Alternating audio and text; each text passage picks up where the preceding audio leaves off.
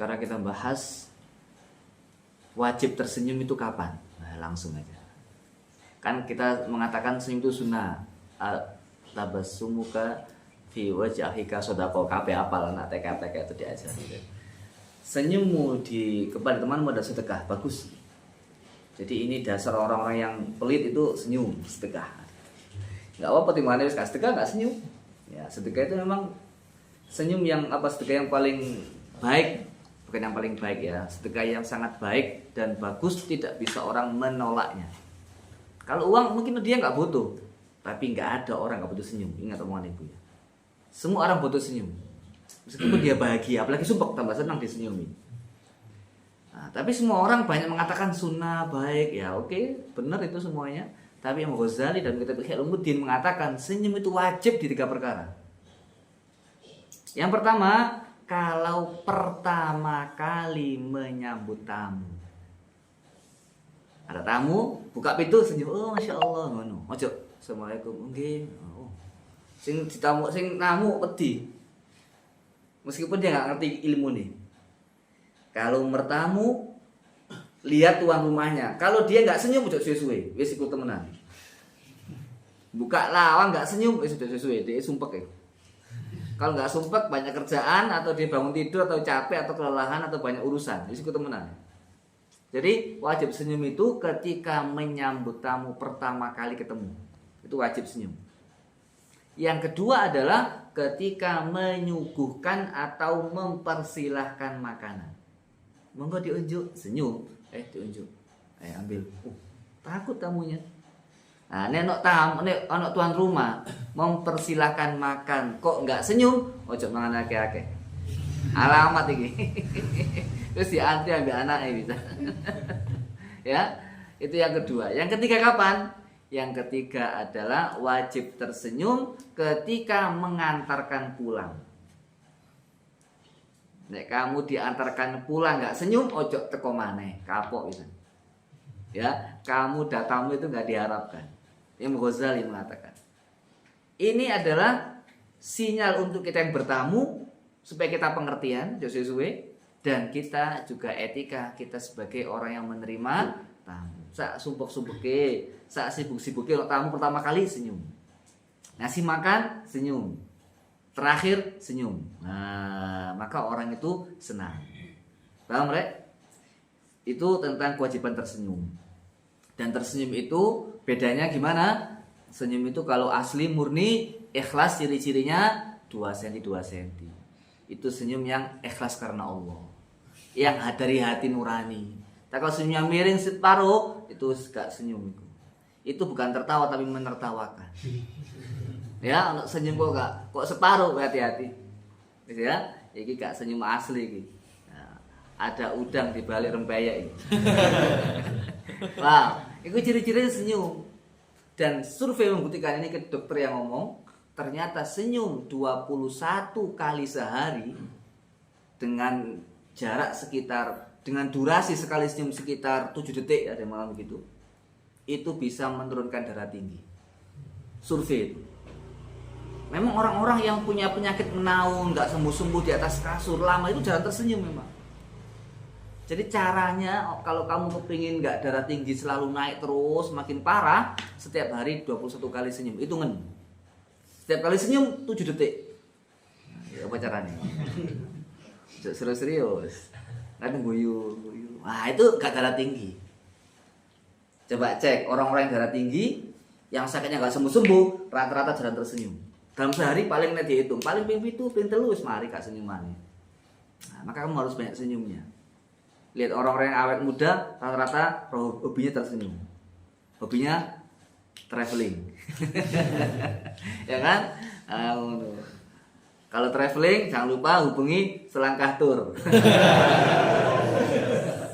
Ya toh? Gitu. Saya memang biasa itu kalau ke Batu, Rek. Kalau ke Batu tak dodol orang-orang yang rajin, orang-orang yang di Batu tuh awet no. Jarang, kalau sepuh memang ibunya diajak, tapi rata-rata yang awet no memang, karena dia hidupnya senang. Jadi kalau hidupmu senang, suka tersenyum, itu awet no. Itu cara alami sebenarnya. Dan hormon itu akan keluar ketika dia tersenyum, hormon bahagia. Jadi kalau kamu sumpek senyum. Kalau nggak ada media senyum nggak esok nang matus kan duwe ya, renang 10.000 kan duwe. Gimana caranya? Perhatikan omongan Ibu ya. Senyum bahagia itu adalah imajinasi dan ilusi. Omongan Ibu ya pegang. Buktinya apa? Buktinya nggak semua orang yang di taman rekreasi bahagia. Penjual karcis sumpah ndak kuno.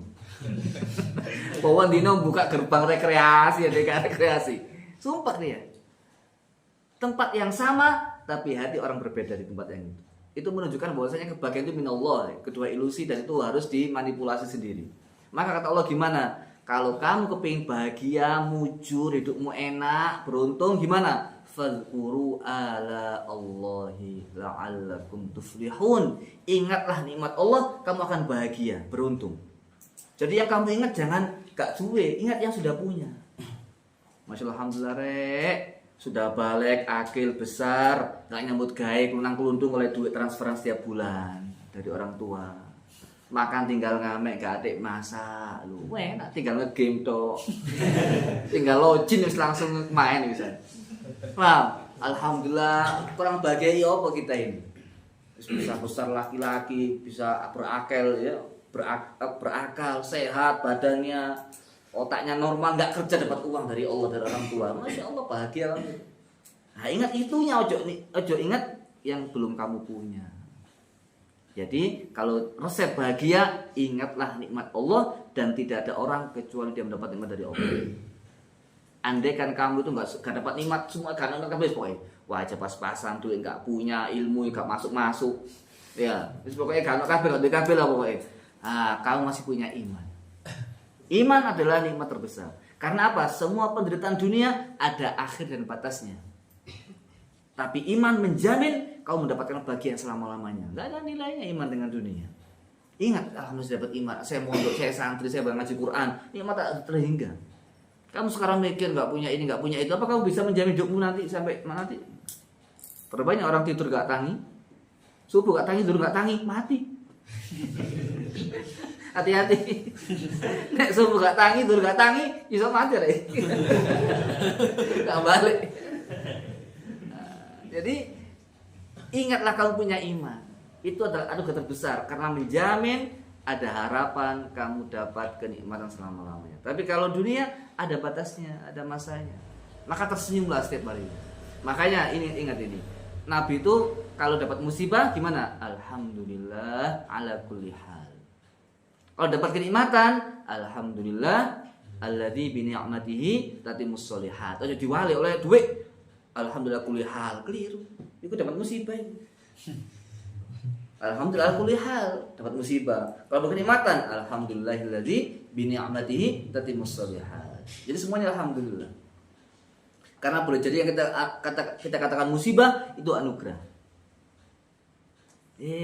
Ngesir cewek ini, dia yang nolak. Alhamdulillah. Ngono susah, alhamdulillah. Dia bukan jodoh saya. Kamu akan dikasih Allah tahu, oh ternyata arek iki jarang mandi. Untung gak sido arek iki. Oh, diselamatkan sama Allah. Jadi kamu ini harus dilatih mentalnya setiap mendapat hal yang tidak kamu senangi, baca alhamdulillahi ala kulli hal. Itu otomatis secara psikologi, secara kedokteran medis, tasawuf, jiwa, hati, semuanya ilmu mengatakan itu meredam emosi ketidaksenangan dan meredam emosi kegelisahan dan menghilangkan emosi kesedihan. Tapi ketika kamu kena musibah, aduh ya Allah, itu beda lagi. Tambah sumpah kamu itu, tambah sumpah.